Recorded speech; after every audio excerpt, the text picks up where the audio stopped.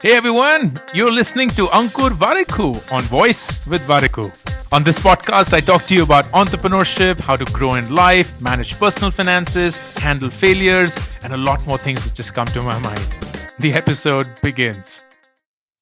In this podcast episode, I wanted to share with you a very powerful technique that I have actively used in my life without even realizing that this is a very well documented and proven technique to work for particularly two reasons. Number one is dealing with difficult times whenever you are struck with a decision to be made and you're confused about what the decision should be, or you are not so sure of what you should do next, so on and so forth.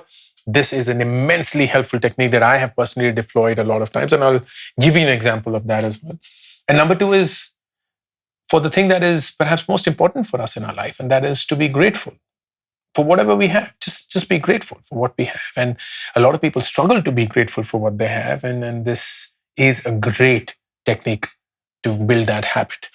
The technique's name is worst case visualization. Worst case visualization. And the technique should be obvious from the name of the technique itself. Basically, what it says is whenever you are faced with a tough decision to make in life, or whenever you are going about life even on a normal daily basis, constantly be reminding yourself of the worst case that can happen.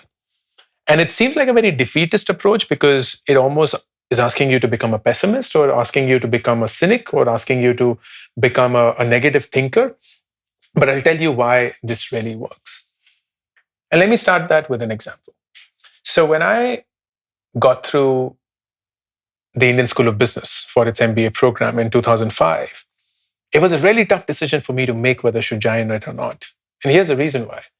It's an insanely expensive program. Back then, it used to cost 15 lakh rupees, which seems very low from what it is right now. I think it's about 35, 40 now. But for us as a family to be able to afford a 15 lakh rupee education back then was like crazy. And we had never enough money. This would be something that we'll have to take a loan for.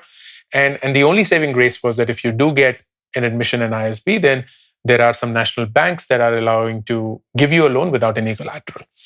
And that was the only way that we could have done it. But still, it meant like a really big risk, right? Because we'd never ever taken a loan this big in our life. We did not have any assets to speak of. There was zero money in the bank. If anything, we were in debt. And at that point of time, to go for such an expensive education was a huge, huge risk. To add to that was the fact that this was a one-year program, which was a very new concept in India. The school itself was only 5 years old, so I didn't know whether this would work out or not.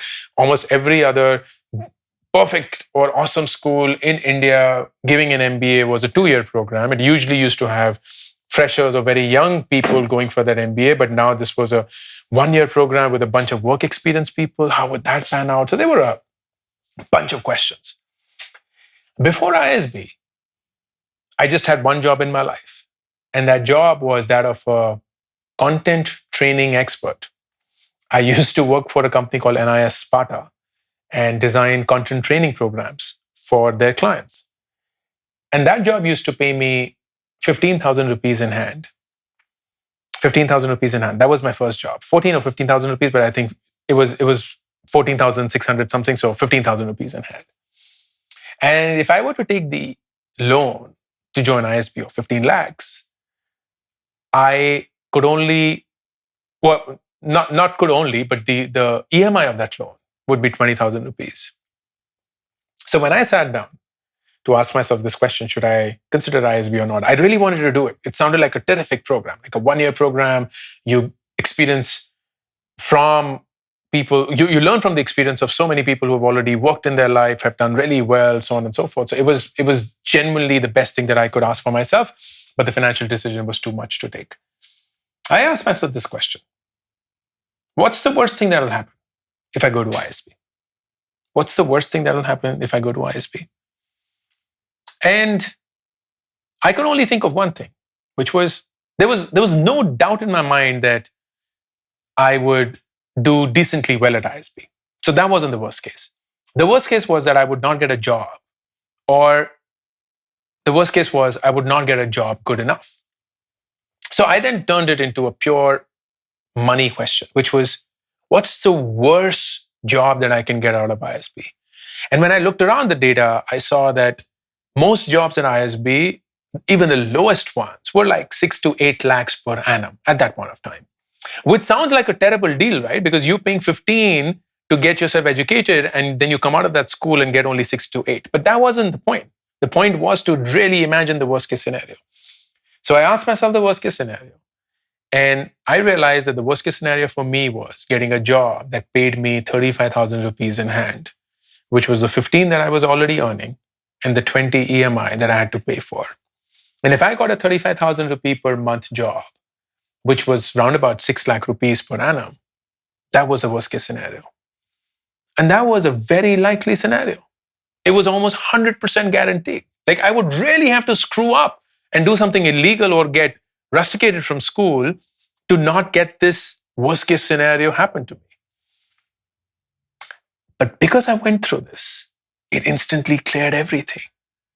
It instantly cleared everything because now I knew that ISB is going to work out for me. Now I knew that every single scenario that will unfold in front of me that I'm not aware of is only going to be better than even the worst case that I am totally okay with. And that was such a game changer. So when I went to ISB, I was one of those few people with a very different mindset. When people were like, oh, I have come with 10 lakhs and I have to leave with at least 20, 25, or I have come with 15 lakhs, I have to leave with at least 30. I was the only dude who was like, hey, I'm happy with 6. And people were like, what the hell is wrong with you? You didn't have to come to ISB to get a 6 lakh rupee job. In fact, you're wasting a seat, which could have gone for someone else more deserving. But it just changed the equation for me because I was so much in control and just so much at peace with where I was. And that is the power of the worst case visualization. When you visualize your worst case, you're training your mind to be okay with when it happens, if it happens. But the truth is that the worst case scenario is only one of the millions of possibilities.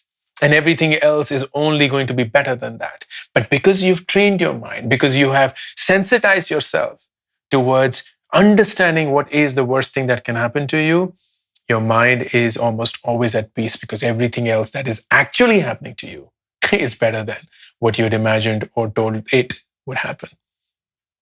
And on the other hand, it's a great way for us to be grateful.